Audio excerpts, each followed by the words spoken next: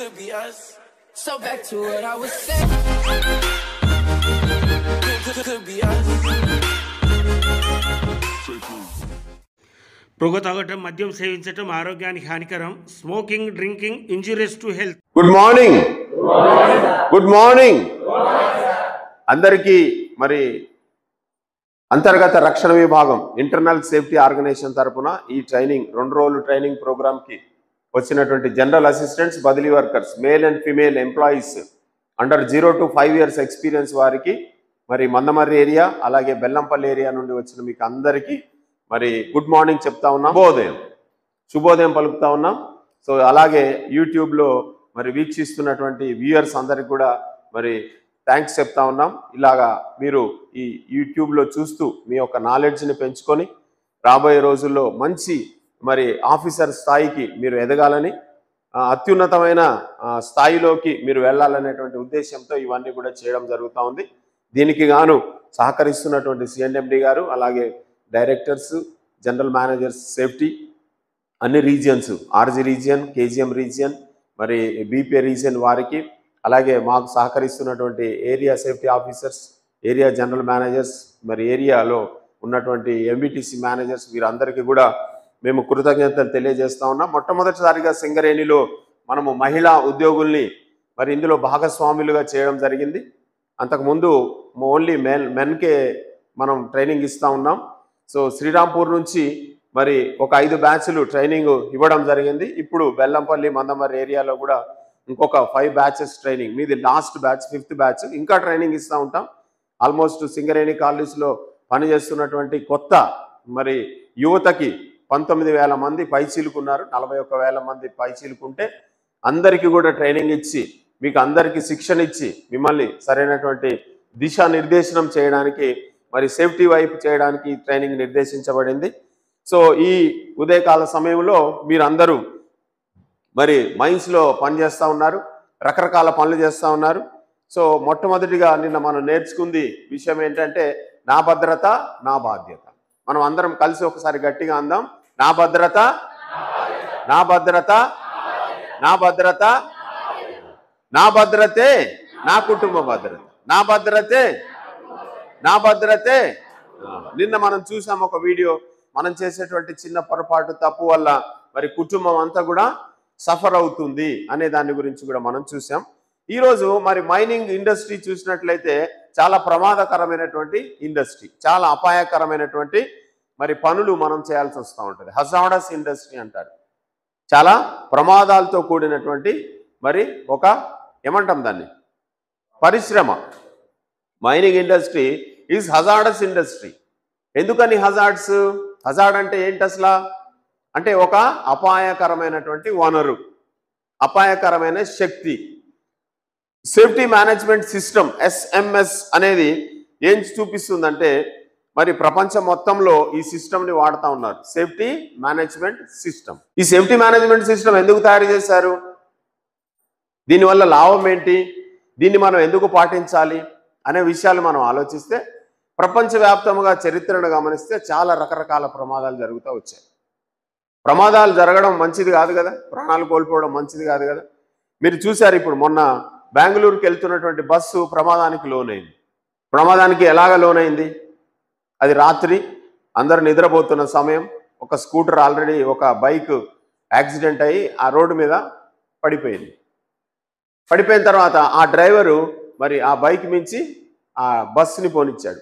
ఒక 200 meters ఆ bus కింద బైక్ అలాగా ఈడ్చుకుంటా వెళ్ళి, దాని తర్వాత స్పార్క్ వచ్చింది. అందులో ఉన్నటువంటి పెట్రోల్ ట్యాంకు పెట్రోల్ అంటుకొని బస్సు మొత్తం మంటలు వచ్చేసింది. సో ఆ బస్సులో ఏం కావాలి అప్పుడు? డ్రైవర్స్ వాళ్ళు ఏం చేయాల్సింది? అలర్ట్ చేయాల్సింది. వాళ్ళ దగ్గర నిప్పును ఆర్పడానికి, ఫైర్ను ఆర్పడానికి సరైనటువంటి సాధనాలు కావాలి. అవి కూడా అందులో లేనట్టుగా ఉన్నాయి. ఒకవేళ గ్లాసెస్ని పగలగొట్టాలంటే, గ్లాసెస్ని పగలగొట్టడానికి కొన్ని హ్యామర్స్ పెట్టాలి. ఎమర్జెన్సీ ఎగ్జిట్ ఒకటి సరిపోదు, చాలా ఉండాలి.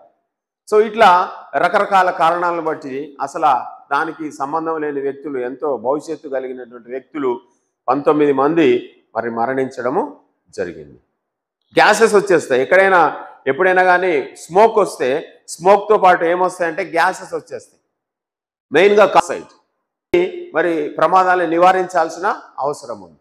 మీరు టైటానిక్ షిప్ గురించి వినే ఉంటారు కదా. టైటానిక్ షిప్లో చాలామంది వెళ్తూ ఉన్నారు. టైటానిక్ షిప్కి చాలా మరి రకరకాలుగా మరి సూచనలు ఇచ్చారు, హెచ్చరికలు చేశారు. ఆ సమయంలో టైటానిక్ షిప్ వెళ్ళేటువంటి దారిలో ఎక్కువ ఐస్ ఫామ్ అవుతుంది అని చెప్పారు. ఆ సీజన్లో ఐస్ ఫామ్ అవుతుంది, ఐస్ బర్గ్స్ ఫామ్ అవుతాయని చెప్పారు. తర్వాత వాళ్ళు తీసుకున్నది షార్టెస్ట్ రూట్ తీసుకున్నారు. ఆ షార్టెస్ట్ రూట్లో వాళ్ళు వెళ్ళకూడదు అసలు. ఎందుకు షార్టెస్ట్ రూట్ తీసుకున్నారంటే ఆ బిజినెస్ని డెవలప్ చేసుకోవడానికి, ఎక్కువ మరి వాళ్ళు ఫెమిలియర్ కావడానికి షార్టెస్ట్ డిస్టెన్స్ తీసుకొని తొందరగా అక్కడికి చేరుకోవాలి అనే ఉద్దేశంతో టైటానిక్ షిప్ ప్రయాణం చేసినట్టు మనం చూడొచ్చు. చరిత్ర చదివితే ఎక్కువ డీప్గా మీరు చూసిన సినిమాలాగా టైటానిక్ షిప్ కాదు, దాని యొక్క హిస్టరీ వేరే ఉంటుంది.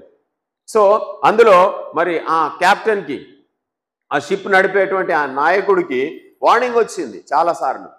మీరు వెళ్తా ఉన్నారు, అవన్నీ కూడా ఐస్ బర్గ్స్ ఉన్నాయి అక్కడ, చాలా డేంజరు. నెంబర్ ఆఫ్ టైమ్స్ అతనికి వార్నింగ్ ఇచ్చినా అతను దాన్ని పెద్దగా పట్టించుకోలేదు. నెగ్లిజెన్స్, పెడచెవిని పెట్టాడు. నిర్లక్ష్య ధోరణిలో ఆయన ఆ షిప్ని తీసుకెళ్ళాడు. పెద్ద ఐస్ బర్గ్ని ఢీకొట్టడం జరిగింది. అది మరి పీసెస్ అయిపోయింది. దాదాపుగా 1500 మంది అందులో నీటిలో మునిగిపోయి చనిపోయారు టైటానిక్ షిప్లో. అక్కడ మరి తప్పించుకోవడానికి కొన్ని లైఫ్ బోట్స్ అని పెడతారు. ప్రతి షిప్లో ఆ చుట్టూ లైఫ్ బోట్స్ ఉంటాయి. తక్కువని వాటిని తాడు కోసేసి అందరు ఎంతమంది ఎక్కాలో అంతమందిని ఎక్కించి పంపించేస్తారు. అక్కడ ఎమర్జెన్సీలో కూడా అక్కడ ఒక తప్పు జరిగింది. ఏంటంటే ఎంతమందిని అయితే ఎక్కించాలో అంతకంటే తక్కువ మందిని ఎక్కించేసి బోట్లు పంపించేశారు. దాంతో కొంతమంది ఇందులో మిగిలిపోయారు. సో అలాగా అంటే ఎమర్జెన్సీ వచ్చినప్పుడు, అత్యవసర పరిస్థితి వచ్చినప్పుడు ఎట్లా ప్రతిస్పందించాలో కూడా మనకి తెలియాలి. దానికోసం కూడా మేము మీకు ట్రైనింగ్ ఇస్తా ఉన్నాం. రేస్ అంటారు, అలాగే పాస్ అంటారు, అసెంబ్లీ పాయింట్ అంటారు. ఇది కూడా మీకు చెప్పడం జరుగుతూ ఉంది. సో ప్రపంచ చరిత్రలో చూస్తే చాలా ప్రమాదాలు, పెను ప్రమాదాలు జరిగినాయి. ఇంకా మీరు భోపాల్ గ్యాస్ ట్రాజెడీ చూడొచ్చు. భోపాల్ గ్యాస్ రాత్రిపూట అందరూ నిద్రపోతున్న సమయంలో మిక్ గ్యాస్, మిథైల్ ఐసోసైనేట్ అనేటువంటి గ్యాస్ భూపాల్ పట్టణంలో యూనియన్ కార్బైడ్ ఫ్యాక్టరీలోంచి లీక్ అయ్యి మెల్లగా మొత్తము ఆ భూపాల్ పట్టణం అంతా పరుచుకొని పోయింది. తెలియదు, నిద్రలోనే మనకు తెలియకుండా గ్యాస్ పీల్చేశారు. వేల మంది, లక్షల మంది చచ్చిపోయారు. రైల్వే స్టేషన్లో అలాగే ఉన్నోళ్ళు ఉన్నట్టే చచ్చిపోయారు. అసలు వాళ్ళని శవాలన్నీ గుట్టలుగా ఉన్నాయి. మాస్ క్రెమేషన్ చేశారు. మాస్ క్రెమేషన్ జరిగింది. Bhupal gas tragedy. ఇలాగా ప్రపంచం మొత్తంలో చూస్తే చాలా రకరకాల ఘోరమైనటువంటి దుర్ఘటనలు, ప్రమాదాలు జరిగినాయి. వాటిని నివారించడానికే ఉద్దేశించిందే safety management system. Safety management system దాంట్లోంచి భాగంగానే మనం కూడా సింగరేణి కాలనీస్లో ప్రమాదాలు నివారించడానికి తయారు చేసుకున్నదే safety management plan. Coal mines regulations 2017 regulations నేను మీకు చెప్పాను. 1957లో మరి బొగ్గు గనుల్ని నియంత్రించడానికి చట్టం వచ్చింది. దాన్నే కోల్ మైన్స్ రెగ్యులేషన్స్ 1957 అంటారు.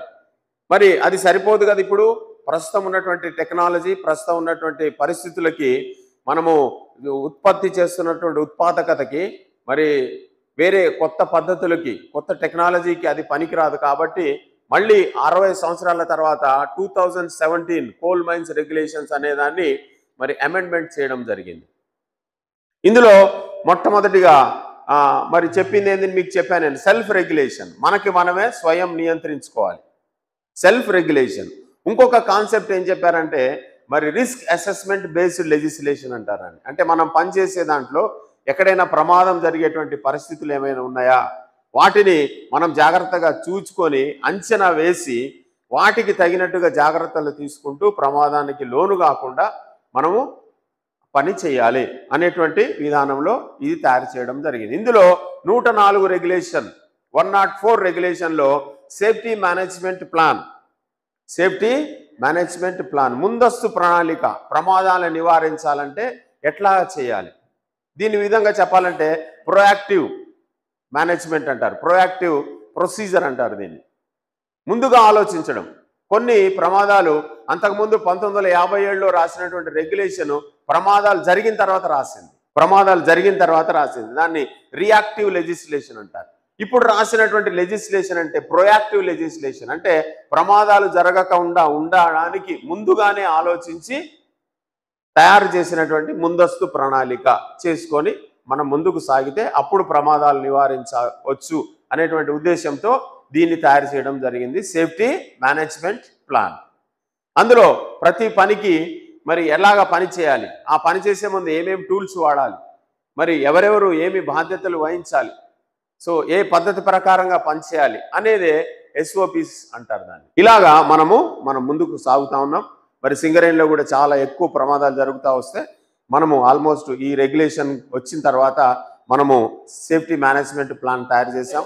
సేఫ్టీ మేనేజ్మెంట్ ప్లాన్ అండర్గ్రౌండ్ మైన్స్లో ఇంప్లిమెంట్ చేస్తున్నాం, ఓపెన్ కాస్ట్ మైన్స్లో ఇంప్లిమెంట్ చేస్తున్నాం, వర్క్ షాప్స్లో చేస్తున్నాం, స్టోర్స్లో చేస్తున్నాం, అలాగే మరి CHPsలో చేస్తున్నాం, 132 kV సబ్స్టేషన్స్లో చేస్తున్నాం.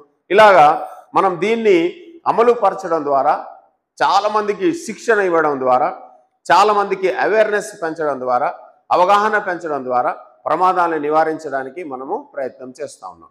సో ఈ యొక్క ఉద్దేశం ఏంటంటే ఇక్కడ ఉంది కదా, జీరో హార్మ్. జీరో హార్మ్ అంటే మరి చుట్టుపక్కల ఉన్నటువంటి వాతావరణ పరిస్థితులకు కానీ, వాతావరణానికి కానీ, పనిచేసేటువంటి ఆ ఎక్విప్మెంట్ యంత్రాలకు కానీ, దాని మీద పనిచేస్తున్నటువంటి వ్యక్తులకు కానీ, దాని పరిసరాల్లో ఉన్న వ్యక్తులకు కానీ ఎటువంటి హాని జరగకుండా, కనీసం గీత కూడా పడకుండా మరి పని చేయాలి అనే ఉద్దేశంతోనే నిర్దేశించబడిందే ఇది ప్రపంచవ్యాప్తంగా జీరో హార్మ్. ఏమంటారంటే దాన్ని జీరో హార్మ్. అలాగా మనం కూడా ముందుకు వెళ్ళడానికే దిశానిర్దేశనం చేసేదే సేఫ్టీ మేనేజ్మెంట్ ప్లాన్. సో దాన్ని తయారు చేసుకొని మనం అమలు చేస్తున్నాం. చాలా మందికి మనము ఆల్మోస్ట్ అన్ని రకాల కేటగిరీస్ వాళ్ళకి ట్రైనింగ్ ఇస్తూ ఉన్నాం, ఆఫీసర్ క్యాడర్ మొదలుపెట్టి కింద దాకా. సో మేము మరి చర్చించి ఆలోచించింది ఏంటంటే, ఇప్పుడు బదిలీ వర్కర్స్ కొత్తగా వచ్చారు, మరి జనరల్ అసిస్టెంట్స్ కొత్తగా కంపెనీలో రిక్రూట్ అయ్యారు కాబట్టి మీ అందరికీ కూడా ట్రైనింగ్ని ఇవ్వడం జరుగుతూ ఉంది, 2 రోజుల ట్రైనింగ్ ప్రోగ్రామ్. సో మిమ్మల్ని ఈ ప్రోగ్రాంలో మరి మీకు అవసరమైన విషయాలన్నీ చెప్పి మీకు ఒక గ్రూప్ లాగా కూడా క్రియేట్ చేసి ఆ గ్రూప్లో చాలా విషయాల్ని, వీడియోస్ని మీకు పెట్టడం జరుగుతూ ఉంది. మీకు సమయం దొరికినప్పుడు వాటిని చూసి మీరు మరి ఇంకా నేర్చుకోవడానికి వీలుంటుంది. సో మనం చూసినట్లయితే ఇక్కడ భద్రత అనేది ఇంటి నుంచే ప్రారంభం కావాలి. మీకు అందరికీ నేను చెప్పాము, అందుకే గ్యాస్ సిలిండర్ని చూడండి ఒకసారి అని చెప్పి. చాలామందికి గ్యాస్ సిలిండర్ గురించి ఐడియా లేదు కదా, ఒక వీడియో చూపిస్తాను చూడండి. గ్యాస్ సిలిండర్ గురించినటువంటి మరి అవగాహన మీద మీకు ఒక వీడియో చూపిస్తాను. ఆ వీడియో తీయండి రాజశేఖర్ గారు.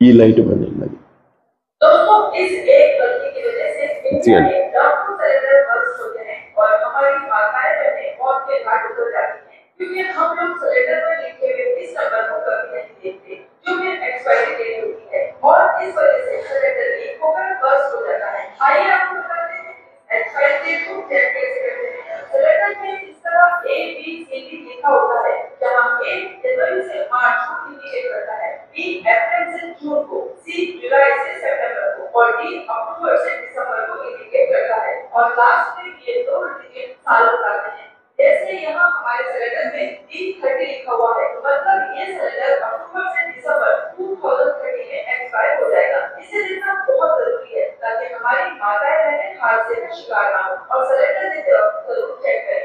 हाल ही में मुंबई HP में लीकेज की वजह से एक बड़ा हादसा होते डर गया। इस वीडियो को अपने परिवार में जितना हो सके शेयर करिए। दोस्तों इस एक गलती की वजह से ఓకేనా అండి, అది 59 సెకండ్ల వీడియో. ఆ వీడియో చూడడం ద్వారా గ్యాస్కి సంబంధించినటువంటి సేఫ్టీ మీరు పాటించవచ్చు. వాళ్ళు చూస్తారు జనరల్గా, ఒకవేళ మిస్ అయితే మీకు కూడా అవగాహన కలిగి ఉండాలి. సిలిండర్ నుంచి మరి వచ్చేటువంటి ట్యూబ్ ఉంటుంది, హోస్, దాని మీద కూడా డేట్ వేసి ఉంటుంది. ఆ డేట్ని కూడా చూసి ఆ డేట్ అయిపోయిన తర్వాత దాని హోస్ని మీరు మార్చేయాల్సిన అవసరం ఉంది. Domestic safety gas cylinder. So అలాగా మరి రక్షణ ఎక్కడి నుంచి స్టార్ట్ కావాలి? అది రక్షణ ఒక భాగం కావాలి, మన జీవితంలో ఒక భాగం కావాలి. అది ఒక నినాదం కాకూడదు. మనం అందరం పొద్దున్నే పూట రక్షణ ప్రతిజ్ఞ చేస్తూ ఉన్నాం, ఒక నినాదాలు చేస్తూ ఉన్నాం చాలా. అది నిజమై ఉండాలి. ఆ నినాదంలో నిజం ఉందా?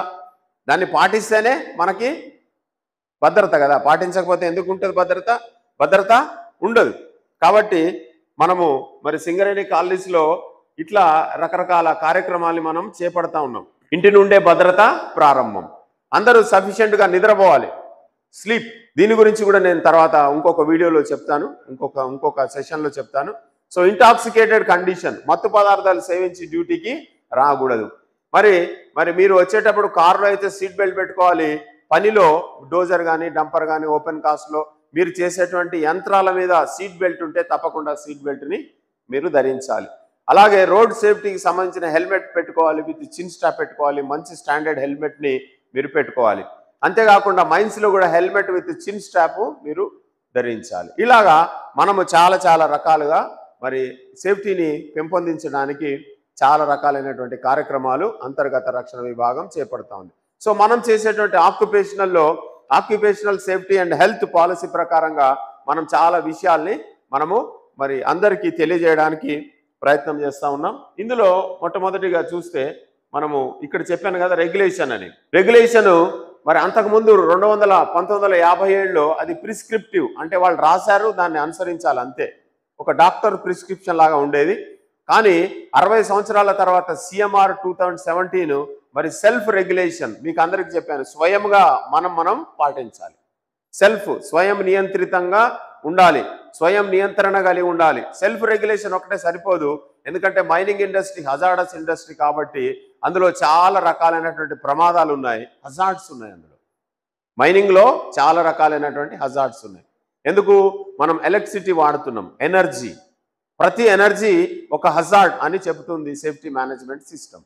ప్రతి ఎనర్జీ కూడా ఒక హజార్డ్ అంటే ప్రమాదం కలిగించేది, ప్రమాద కారకము అని చెప్తుంది. ప్రమాదకరమైన పరిస్థితులు, ఒక వ్యక్తి ఎత్తులో పనిచేస్తా ఉన్నాడు, అది సిచ్యువేషన్. ఏం సిచ్యువేషన్? కింద పడడానికి అవకాశం ఉంటుంది. కాబట్టి ఆయన ఏం చేయాలి? బెల్ట్ వేసుకోవాలి. బెల్ట్ని ధరించి పనిచేస్తే కింద పడకుండా ఉంటాడు. సో ప్రతి ఎనర్జీ కూడా అది మరి ఏం చెప్తుంది? సేఫ్టీ మేనేజ్మెంట్ సిస్టమ్ ఏం చెప్తుంది అంటే ప్రతి ఎనర్జీ కూడా హజార్డ్ అని చెప్తుంది. మనం వాడే ఎనర్జీస్ అన్ని, ఎలక్ట్రిసిటీ ఉంది, దీని గురించి మనం నిన్న తెలుసుకున్నాం, అది హజార్డ్, కనపడదు కంటికి, కానీ దాన్ని చాలా జాగ్రత్తగా మనము యూజ్ చేయాలి. సో మీరు మైన్ లోపలికి దిగి వెళ్ళేటప్పుడు మరి ఆ మైన్ లోపల రూఫ్ అండ్ సైడ్స్ ఉంటాయి, అది కూడా hazard, roof and sides hazard. మీరు చూడొచ్చు, మొన్ననే రీసెంట్గా మరి ఒక గనిలో మరి SDL నడిపేటువంటి వ్యక్తి మరి చనిపోయారు కదా ఫ్యాటల్ ప్రమాదంలో. సో అంతేకాకుండా లోపల మీరు వెళ్ళేటప్పుడు వాటర్ రావచ్చు, ఇనండేషన్ అంటారు దాన్ని, ఇనండేషన్, వాటర్ వచ్చేటువంటి అవకాశం ఉంది. గ్యాసెస్ రావచ్చు లోపల, ఆల్రెడీ లోపల మరి కోల్ని తీసేటప్పుడు మీథేన్ గ్యాస్ అనేది ఒక గ్యాస్ వస్తుంది, అది చాలా ఇన్ఫ్లేమబుల్ గ్యాస్, అంటుకుంటే చిన్న స్పార్క్ వస్తే ప్రమాదం జరుగుతుంది. ఎక్స్ప్లోజన్స్ కూడా జరిగినాయి, చరిత్ర చూస్తే మీథేన్ ఎక్స్ప్లోజన్స్ జరిగినాయి. కోల్డ్ డస్ట్ ఉంది, ఆ డస్ట్ అంతా కూడా ఎక్స్ప్లోజన్ జరిగినాయి, కోల్డ్ డస్ట్ ఎక్స్ప్లోజన్స్ కూడా జరిగినాయి. అంతేకాకుండా బొగ్గు దానికదే అంటుకునే గుణం ఉన్నది, ఎండలో పెడితే బొగ్గుని అది ఆక్సిడేషన్ అంటారు, ఆ ప్రాసెస్ ద్వారా ఆ గాలిలో ఉన్నటువంటి ఆక్సిజన్ని గ్రహించి బొగ్గు తనకదే మండుద్ది, దాన్నే స్పాంటేనియస్ కంబషన్ అంటారు. ఒక గొప్ప సవాల్ ఏంటంటే కోల్ మైనింగ్లో స్పాంటేనియస్ కంబషన్ కాకుండా బొగ్గుని తీయడం. సో అది కూడా ప్రమాదం. బొగ్గు మండితే ఏమొస్తుంది? గ్యాస్ వస్తుంది, C+O2, కార్బన్ డయాక్సైడ్ వస్తుంది. తక్కువ ఆక్సిజన్ ఉంటే CO వస్తుంది. అక్కడ CO వస్తే CO అనేది చాలా ప్రమాదకరమైనటువంటి విషవాయువు, దాన్ని పీలిస్తే మనం చనిపోతాం.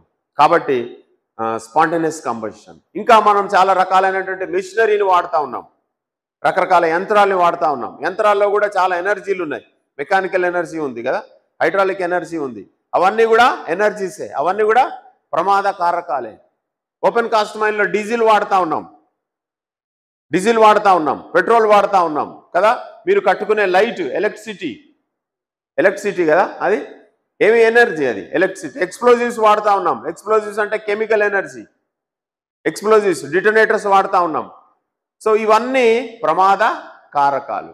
మరి వాటిని వాడడం ఎలాగో తెలిస్తే తప్ప ఇష్టం ఉన్నట్టు వాడితే ఏమవుతుందండి? ఇష్టం ఉన్నట్టు వాడితే ప్రమాదం జరిగే అవకాశం ఉంది, రిస్క్ జరిగే అవకాశం ఉంది. రిస్క్ అంటే ఏంటంటే ఆ హజార్డ్కి ఎక్స్పోజ్ కావడము, దాన్నే రిస్క్ అంటారు. హజార్డ్ అంటే ప్రమాద కారకము. ఎలక్ట్రిసిటీ హజార్డు, అది అక్కడే ఉంది, నేను ఇక్కడే ఉన్నా, ఏం ప్రాబ్లం లేదు. కానీ ఎలక్ట్రిసిటీ దగ్గరికి వెళ్ళి నేను పనిచేస్తూ ఉన్నాను, ఎలక్ట్రిక్ ప్లగ్ నువ్వు పెడతా ఉన్నావు అంటే దానికి నువ్వు ఎక్స్పోజ్ అయ్యావు. ఎక్స్పోజర్ కావడం ఏమంటారు? రిస్క్ అంటారు. ప్రమాదం జరగడానికి అవకాశం ఉంది. ఒకవేళ ఎలక్ట్రిక్ షాక్ కొడితే ఏమవుతుంది? మనకి షాక్ వస్తే ఏమవుతుంది? మన శరీరము ఒకవేళ కాలొచ్చు, లేకపోతే బోన్స్ కావచ్చు, ఎక్కువ మొత్తంలో వోల్టేజ్ ఉంటే మనకి ప్రాణాపాయం కూడా జరగవచ్చు. కాన్సిక్వెన్సెస్, అది కలగజేసే దుష్పరిణామాలు, కీడు, నష్టము, అపాయము, గాయాలు కూడా కావచ్చు. అది ఎప్పుడెప్పుడు జరుగుద్ది, ఎందుకు జరుగుద్ది అనేది కూడా మనకు తెలుసు. సరైనటువంటి విధానంలో జాగ్రత్తలు తీసుకోకపోతే జరుగుతుంది. మనం గ్లోవ్స్ వేసుకొని చేయాలి. సో లోటో పాటించాలి. ఇవి పాటించినప్పుడు జరిగే అవకాశం ఉంటుంది. వీటన్నిటిని గుణిస్తే వచ్చేదాన్నే రిస్క్ స్కోర్ అంటారు. దాని ప్రకారంగానే మరి రిస్క్ని అసెస్మెంట్ చేసుకొని అంచనా వేసుకొని మనము పనులు జరిగించాల్సిన అవసరం ఉంది అనే దాని గురించి మనం ఇంతకుముందు తెలిసి తెలియక కొన్ని చేశాము. ఇప్పుడు మరి మారుతున్నటువంటి చట్టాలకు అనుగుణంగా, మారుతున్నటువంటి ఇంటర్నేషనల్ స్టాండర్డ్స్కి అనుగుణంగా మనం కూడా బొగ్గు ఉత్పత్తిని తీయాల్సిన అవసరం ఉంది. ప్రాణాలని కాపాడుతూ చేయాల్సిన అవసరం ఉంది. ఫ్యూచర్లో ఇంకా చాలా పెను మార్పులు ఉండబోతా ఉన్నాయి. సో మన ఉద్దేశం ఏంటంటే జీరో హార్మ్. ఇక్కడ చూసారు కదా పెద్దగా ఎన్విరాన్మెంట్ కానీ, చుట్టుపక్కల ఉన్నటువంటి పర్యావరణానికి కానీ, ఆ యొక్క యంత్ర సామాగ్రికి కానీ, దాని మీద పనిచేస్తున్నటువంటి దాని చుట్టుపక్కల ఉన్న వారికి కానీ ఎటువంటి హాని, ఈవెన్ హెల్త్ ప్రాబ్లం కూడా ఏమి రాకుండా మనము బొగ్గు తీయాల్సిన అవసరం ఉంది. ఇక్కడ చూస్తే ఇప్పుడు చూద్దాం, ప్రమాదాల గురించి చూద్దాం. అసలు ఆ మైన్స్లో ప్రమాదాలు ఎందుకు జరుగుతున్నాయి, ప్రమాదాల కారణాలు ఏంటి, వివిధ రకాలైనటువంటి ప్రమాదాల గురించి మనం చూస్తే ఇక్కడ నిన్న మీరు చూశారు unsafe acts and unsafe conditions. ఇక్కడ చూస్తే అన్సేఫ్ కండిషన్, ఇక్కడ ఒక లిఫ్టింగ్ గేర్ ఉంది, దీనికి ఉన్నటువంటి హుక్కు బాగా అది రస్ట్ వచ్చింది, ఇక్కడ రస్ట్ వచ్చింది. దీన్ని ఏం చేయాలి? దీన్ని రీప్లేస్ చేయాలి, లేకపోతే రిపేర్ చేయాలి, దాన్ని కొత్త దాంతో మార్చాలి, లేకపోతే దాన్ని మరి మరమ్మత్తు చేయాలి, రిపేర్ చేయాలి. కానీ దాన్ని చేయకుండానే అలాగే నడిపిస్తూ ఉన్నారు. ఓకే, ఇక్కడ చూస్తే ఈ సస్పెండెడ్ దాని కింద ఎవరు కూడా నడవకూడదు, కానీ వీళ్ళిద్దరు నడుస్తూ ఉన్నారు. దీన్ని అన్సేఫ్ కండిషన్ అంటారు. అంటే రక్షణకరంగా లేని పరిస్థితి, ఇది రక్షణకరంగా లేని అలవాటు. వీళ్ళు దీని కింద వెళ్ళకూడదు, పీపీ కూడా పెట్టుకోలేదు వీళ్ళు. వీళ్ళకి మరి వార్నింగ్ ఇవ్వాలి, వీళ్ళకి చెప్పాలి, కానీ వీళ్ళు ఏం చేస్తున్నారు? దీని కిందనే నడుస్తూ ఉన్నారు. స్వింగ్ జోన్ అంటారు దాన్ని. ప్రతి మిషన్కి, ప్రతి ఎక్విప్మెంట్కి స్వింగ్ జోన్ ఉంటుంది. ఆ స్వింగ్ జోన్లో మనం ఉండకూడదు అసలు. సో ఇక్కడ వీళ్ళు ఏం చేస్తున్నారు? అన్సేఫ్ యాక్ట్, రక్షణకరంగా లేని పని చేస్తూ ఉన్నారు, అలవాటు ఇది. సో రక్షణకరంగా లేని పరిస్థితి కూడా ఉంది ఇక్కడ. ఇక్కడ చూస్తే ఒకరోజు ఇదే కంటిన్యూ అవుతుంది, దీన్ని కూడా ఎవరు రిప్లేస్ చేయలేదు, రిపేర్ చేయలేదు. మరి వీళ్ళు కూడా అలాగే అలవాటు చొప్పున దాని కిందకి వెళ్తా ఉన్నారు. ఒకరోజు వాళ్ళ ముందే అది తెగి పడిపోయింది. దాన్ని ఏమంటారు? త్రుటిలో తప్పిన ప్రమాదం. ఆ ప్రమాదాన్ని ఏమంటారు? త్రుటిలో తప్పిన ప్రమాదం. వాళ్ళకి ఏమి కాలేదు, కానీ మరి అయినా వాళ్ళు దాని విషయంలో జాగ్రత్త వహించకుండా దాన్ని కంటిన్యూ చేస్తూ ఉన్నారు. ఒకరోజు వాళ్ళ మీదే పడింది, అది ప్రమాదంగా మారింది. కాబట్టి ప్రమాదాలు జరగడానికి ముఖ్యమైనటువంటి కారణాలు ఏమంటారంటే unsafe conditions, unsafe acts, near Mrs. ఈ రెండు తీసేస్తే ఇవి ఉండవు కదా. సో అందుకనే మీరు పని స్థలాల్లో మీరు చూసుకోవాలి, చాలా జాగ్రత్తగా గమనించాలి. అన్సేఫ్ కండిషన్స్ ఏమైనా ఉన్నాయా? ఒక రూఫ్ దగ్గరికి వెళ్ళారు మీరు, సైడ్స్ని చూసుకోవాలి జాగ్రత్తగా. ఒకవేళ సైడ్ లూజ్గా ఉందా, దాన్ని ఏం చేయాలి? డ్రెస్సింగ్ చేసుకోవాలి. Unsafe condition. అన్సేఫ్ ప్రాక్టీస్ అంటే బ్లాస్ట్ కాగానే ఇమీడియట్గా లోపలికి వెళ్ళిపోకూడదు. అందులో స్మోక్ ఉంటుంది, మీకు సరిగ్గా కనబడదు.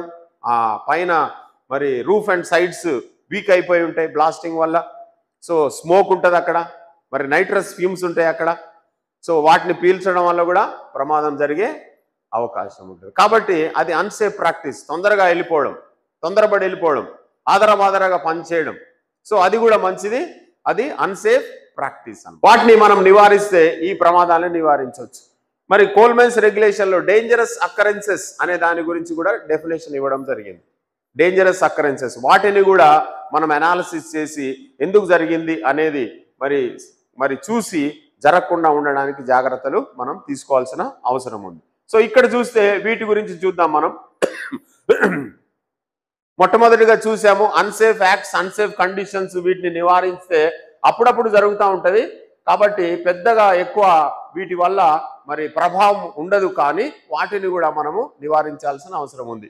తర్వాత చూస్తే నియర్ మిస్ చూసాం కదా, త్రుటిలో తప్పిన ప్రమాదం. దాని తర్వాత రిపోర్టబుల్ ఇంజురీస్. రిపోర్టబుల్ ఇంజురీస్ అంటే ఫ్రాక్చర్ కాదు, కానీ అతను మరి 72 గంటల కంటే ఎక్కువ మరి ఆబ్సెంట్ అవుతాడు. ఫ్రాక్చర్ కాదు, without any fracture. So serious కాదు, కానీ అది మరి రిపోర్టబుల్ ఇంజురీ అంటారు. Happen often but having serious consequences. So చాలా మరి దాని మీద చాలా గాయం కావడానికి ఎక్కువ అవకాశాలు ఉంటాయి. దాన్ని రిపోర్టబుల్ ప్రమాదం అంటారు. అంటే 72 గంటలు అంతకంటే ఎక్కువ రోజులు అతను రిపోర్ట్లో ఉంటాడు, ఆ డ్యూటీకి రాడనమాట. దాన్ని రిపోర్టబుల్ యాక్సిడెంట్స్ అంటారు. ఇంకా చూస్తే serious accidents happens occasionally but having a severe consequences. ఇది మరి చట్టంలో, గనుల చట్టంలో మరి డెఫినేషన్ నిర్వచించబడినట్లుగా మరి ఈ యాక్సిడెంట్ ఎటువంటి యాక్సిడెంట్ అంటే any bone, fracture of any bone. చిన్న ఎముకలు ఏంటంటే మన చేతుల్లో, కాళ్ళల్లో ఉంటాయి, వేళ్లల్లో ఉంటాయి. చేతుల్లో ఉండేటువంటి వాటిని మెటాకార్పల్స్ అంటారు, కాళ్ళల్లో ఉండే వాటిని మెటాటార్సల్స్ అంటారు. ఈ రెండిట్లో ఏ చిన్న ఎముక కూడా ఫ్రాక్చర్ అయితే అది సీరియస్ యాక్సిడెంట్గా పరిగణించబడుతుంది. Reportable accident, serious accident. అంతేకాకుండా ఫ్యాటల్ యాక్సిడెంట్స్. ఫ్యాటల్ యాక్సిడెంట్స్ అంటే మరణకరమైన ప్రమాదం, అంటే ఆ వ్యక్తి చనిపోతాడు, అందులో మరణిస్తారు అందులో. సో అది ఫ్యాటల్ యాక్సిడెంట్స్ అంటారు. సో మనము మరి సింగరేణి కాలనీస్లో జీరో హార్మ్ సాధించాలంటే మొట్టమొదటిగా జీరో ఫ్యాటల్స్ చేయాలి, ఫ్యాటల్ యాక్సిడెంట్స్ని నివారించాలి. అలాగే సీరియస్ యాక్సిడెంట్స్ని జీరో చేయాలి. దాని తర్వాత రిపోర్టబుల్ యాక్సిడెంట్స్ని జీరో చేయాలి, నియర్ మిస్సెస్ని జీరో చేయాలి, మరి అన్సేఫ్ కండిషన్స్ని, అన్సేఫ్ యాక్ట్స్ని జీరో చేయాలి. అప్పుడు మనము జీరో హార్మ్ వైపుగా వెళ్ళడానికి వీలుంటుంది. కాబట్టి దీన్ని మీరు చాలా జాగ్రత్తగా గుర్తుపెట్టుకోవాలి. ఇప్పుడు మనం ఏం చేస్తున్నాం అంటే బ్రెయిన్ స్టార్మింగ్ సెషన్ అందరికీ కండక్ట్ చేస్తూ ఉన్నాం. బ్రెయిన్ స్టార్మింగ్ అంటే మిమ్మల్ని భాగస్వాములుగా చేసి ఇందులో కొన్ని యాక్సిడెంట్స్, జరిగినటువంటి యాక్సిడెంట్స్ని ఒక ఫైల్లో మీకు ఇస్తాం. మేము ఆల్రెడీ మనకి ఇంతకుముందు సింగరేణిలో జరిగినటువంటి ప్రమాదాలన్నింటినీ చూసి ఆ ప్రమాదాల్ని మీకు మరి ఒక ఫైల్లో ఇస్తాం. ఆ ప్రమాదం జరగడానికి వివరాలు, విశేషాలు అన్ని ఇచ్చి మిమ్మల్ని గ్రూప్గా డివైడ్ చేస్తాం, టీమ్ లాగా డివైడ్ చేసి మీకే మరి మీరు అందరూ కలిసి డిస్కస్ చేయాలి. దాని గురించి ఏమి డిస్కస్ చేయాలి? అందరూ కలిసి టీమ్ లాగా, టీమ్ బిల్డింగ్, ఒక టీమ్ బిల్డింగ్ అనే దాన్ని కూడా మీకు నేర్పిస్తా ఉన్నాం, టీమ్ బిల్డింగ్. సో మీరు అందరూ కలిసి ఒక టీమ్ లాగా కలిసి దాని గురించి చర్చించాలి. ఏమి చర్చించాలంటే మొట్టమొదటిగా ఫస్ట్ ఆర్ ఏంటంటే రీజన్స్.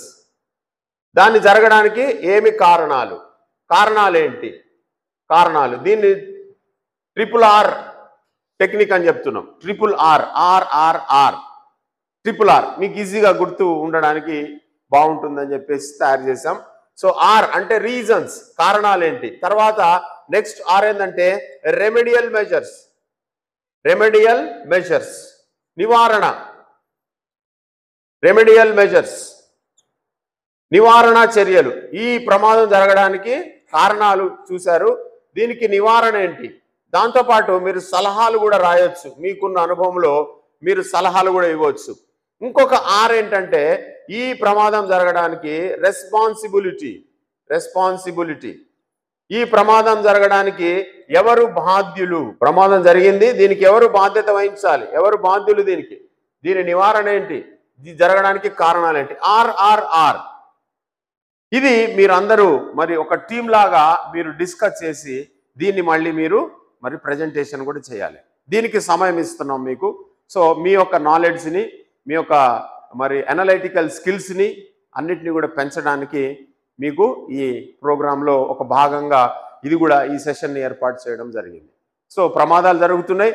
సో ఆ ప్రమాదాన్ని గురించిన వివరాలు అన్నీ ఇందులో ఇస్తాం. ఈ ఫైల్లో మేమే రెడీగా చేసి మీకు మిమ్మల్ని ఒక టీం లాగా ఏర్పాటు చేస్తాం. ఆ టీం అందరిని మిక్స్ చేస్తాం. అందరిని అందులో కొంతమంది చదువుకోలేని ఉండరు అనుకోండి, వాళ్ళని కూడా మిక్స్ చేస్తాం. బాగా ఎక్కువ చదువుకున్న వాళ్ళని మిక్స్ చేస్తాం. అందరిని మిక్స్ చేసి మీరు డిస్కస్ చేసి దీని మీద మీరేం చేయాలి, మీకు పేపర్ ఇస్తాము. అందులో రీజన్స్, దానికి అది జరగడానికి కారణాలు ఏంటి, దాని నివారణ ఏంటి, రెమెడియల్ మెజర్స్ ఏంటి, సలహాలు ఏమైనా ఉంటే కూడా సలహాలు కూడా రాయొచ్చు. రెస్పాన్సిబిలిటీ ఎవరు, దానికి బాధ్యత వహించేది ఎవరు, ఎవరు బాధ్యులు, మీకున్నటువంటి అనుభవంలో మీకున్నటువంటి నాలెడ్జ్తో వాటిని మీరు మళ్ళీ 2 గంటలకి ప్రజెంటేషన్ చేయాలి. ఇది మనము ఏర్పాటు చేయడం అయింది మీ సెషన్స్లో. కారణం ఏంటంటే మీ యొక్క నాలెడ్జ్ని, మీ యొక్క ఇన్వెస్టిగేషన్ని పెంచడానికి. ఎందుకంటే ఇది హ్యాండ్స్ ఆన్ ట్రైనింగ్ అని కూడా అంటారు, బ్రెయిన్ స్టార్మింగ్ అంటారు. ఆ టీంలో ఉన్న ప్రతి వ్యక్తి చెప్పేటువంటి అభిప్రాయాల్ని తీసుకొని పరిగణలోకి తీసుకొని మీరు అందరూ కలిసి ఒక అగ్రిమెంట్కి వచ్చి వాటిని రాయాలి. ఒక 5, 6, 7, 8, 10 వరకు రాసేసి మళ్ళీ వాటిని మీరు మళ్ళీ ప్రజెంటేషన్ చేయాలి. సో దాని ద్వారా మీకు కూడా అవగాహన పెరుగుతుంది. సో ఇంకా రాబోయే రోజుల్లో ఇంకా మీరు మీ కింద ఉన్నటువంటి సూపర్వైజర్స్ కానీ, మీరు కింద ఉన్నటువంటి తోటి ఉద్యోగులకు కానీ మరి మీరు గైడ్ చేయడానికి వీలుగా ఉంటుంది అనేటువంటి ఉద్దేశంతో ఈ ప్రోగ్రామ్ని చేపట్టడం జరిగింది. సో చాలామంది ఇప్పటి వరకు బ్యాచెస్ అందరూ కూడా ఇది చాలా బాగుంది అని చెప్పారు. మీరు కూడా ఈ ప్రోగ్రామ్ని మీరు ఇందులో పార్టిసిపేట్ చేస్తారు ఇప్పుడు. సో ఇందులో పార్టిసిపేట్ చేసి ఇంకా ప్రమాదాల గురించినటువంటి లోతైనటువంటి అవగాహన కలిగి ప్రమాదరహిత సింగరేణిగా మార్చడానికి మనవంతు ప్రయత్నంగా మీ భాగస్వామ్యం కూడా అందించాలని మరి ఈ సందర్భంగా మిమ్మల్ని అందరినీ కోరుతూ సెలవు తీసుకుంటా ఉన్నాం. Thank you very much.